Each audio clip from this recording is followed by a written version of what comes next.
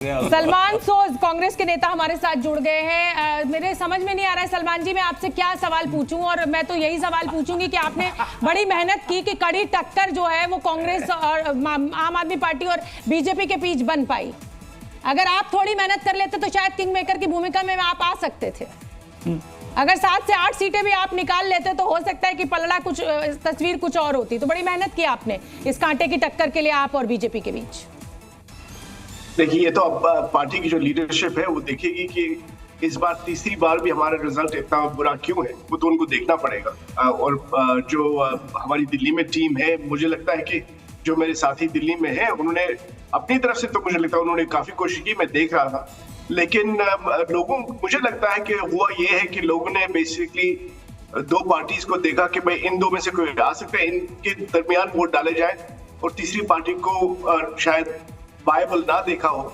May be इस reason से ऐसा तो नहीं है कि लोग कांग्रेस के साथ नहीं है, क्योंकि अगर कांग्रेस के साथ नहीं होते तो लोकसभा में हमारा रिजल्ट भी हमारे साथ हैं। तो सलमान जी लगातार कई बैक टू बैक हारों के बाद कांग्रेस मंथन करती है, समीक्षा करती है, उसका कोई रिफ्लेक्शन तो दिल्ली विधानसभा के चुनाव में दिखना चाहिए था। देवेंद्र यादव जी ने बहुत मेहनत की थी, लेकिन हमेशा से राजनीतिक विश्लेषक ये कहते रहे कि कोई आला कमान का बड़ा चेहरा उनके साथ नहीं है, वो अकेले मेहनत कर रहे हैं, अकेले पसीना बहा रहे हैं। क्या आपको नहीं लगता कि आपने बहुत देर कर दी, और देर करने के बाद भी आप दुरुस्त तरीके से अपने कैंपेन को चला नहीं पाए जैसे चलाना चाहिए था? नहीं, देर तो हुई है, इसमें कोई शक नहीं है। आप जो कह रहे हैं बिल्कुल सही कह रहे हैं। मतलब इन द सेंस दैट काफी कुछ करना चाहिए, और ये सिर्फ रिफ्लेक्शन की बात नहीं है, रिफ्लेक्शन के बाद काम भी होना चाहिए।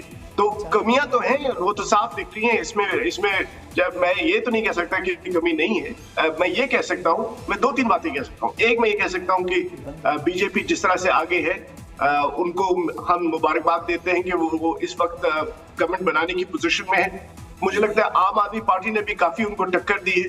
तो दोनों पार्टीज मैंने अच्छा किया है, और उनको एक हिसाब से एक वाइब्रेंट ऑपोजिशन भी होगी इस असेंबली में।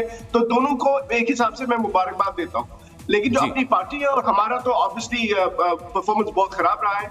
उसके लिए मैं ये कह सकता हूँ कि हमारी जो लीडरशिप है उनको सीरियसली देखना पड़ेगा कि तीसरी बार भी ऐसा क्यों हुआ, और हम किस तरह से बड़ी बात कह रहे हैं आप, और बहुत हौसला चाहिए ये बात कहने के लिए, लीडरशिप पर पुनर्मंथन के लिए कहने के लिए बहुत बड़ा। राधिका खेड़ा हमारे साथ हैं भारतीय जनता पार्टी से। जी विजय। एक लाइन केवल जोड़ना चाहता हूं कि कांग्रेस ने भले ही अच्छा परफॉर्मेंस नहीं किया, लेकिन उनके जो 3 कैंडिडेट भारतीय जनता पार्टी में गए वो तीनों ही आगे चल रहे हैं। कांग्रेस के ही कैंडिडेट हैं।